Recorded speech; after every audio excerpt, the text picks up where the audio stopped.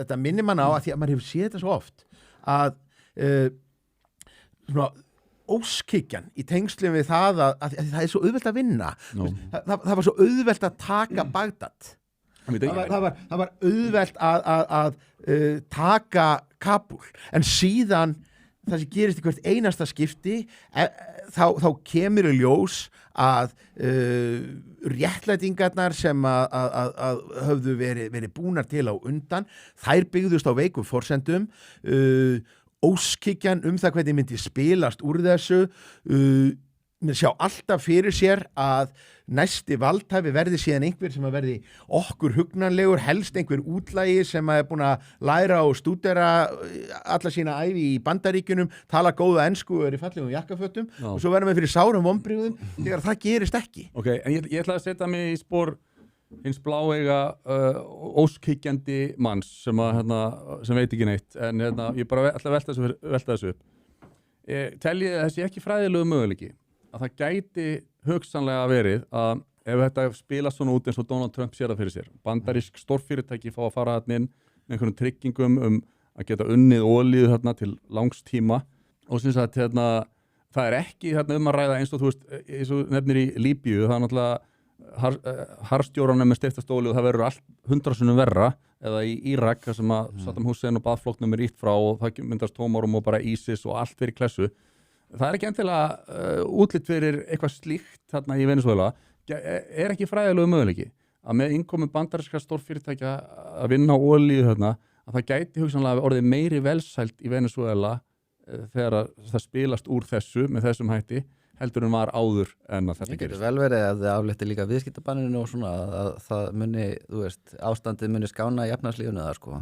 Hvað segjum við þá? Ef við spólum fram kannski 3-4 ár og það verður allt í miklum blóma í Venezuela? Já, málið, ég held að stjórnin í Venezuela hafi verið búin að bjóða bandarískum stórfyrirtækjum inn nú þegar þegar Maduro er rænt. Það voru ákveðin amerísk fyrirtæki komin þarna inn, það sem kannski stendur út af er að mörg af þessum amerísku olíufyrirtækjum telja sig stórfé inni hjá Venezuela þjóðnýtingar á sínum tíma sem að þau hafa ekki fengið greitt og er ekki til bendi til að þau fái greitt. Ég meina Bandaríkjastjórn er alveg jafn fjarri því að ráða í Caracas og það sé bara slegið nánast strax út af borðinu að þessi stjórnarandstaða sé eitthvað að fara að taka völdin er náttúrulega felur í sér viðurkenning á því og þá spyrir maður sig, býtu, Maduro stjórnin, hún hélt stuðningi hersins. Hún hafði gert það og ég meina mögulega munum við sjá einhverjir konar uppreisnar tilraun og var í tíð fyrri Trump-stjórnarinnar. Ég meina, ég er mjög undrandi ef að stjórnarandstæðin í Venezuela sem er búin að horfa upp á þessa atburði, sjá Bandaríkin koma hérna inn og fjarlægja forsetan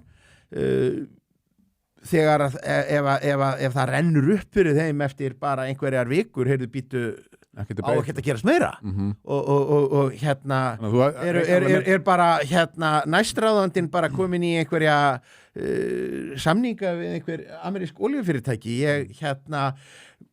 Mér finnst langsótt að það gerist, mér finnst ekkert ólíklegt að það myndi þá leiða til einhverja uppþota í landinu. Það er að segja það í ármálunum, sko. Lítur þetta ekki út fyrir að vera samt eitthvað aðeins betur hugsað heldur en innrásin í Írak og árásinnar á Líbíu?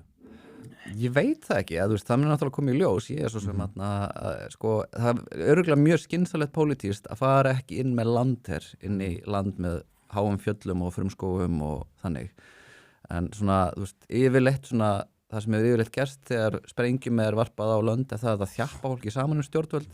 Sá það til dæmis bara í Júgóslavíustríðinu, ég meina Serbía er í sjálfu sér ennþá ekkert búið að viðurkenna Kosovo eða neitt, skilur þú varpar ekki sprengjum á land og færðað einhvern veginn til að skipta leiðtoga, það yfirleitt hefur þveröfuga áhrif. En Þorgerður Katrín virðist hafa þá trú að núna fari einhver einhver atburðarás í gang sem að mun leiða til sko lýðræðislegra kosninga þarna og svo velsældar með byggilegum olíuðinaði og allt það, þannig að hún er svona nokkuð bjartsýn á þetta. Það væri bara frábært.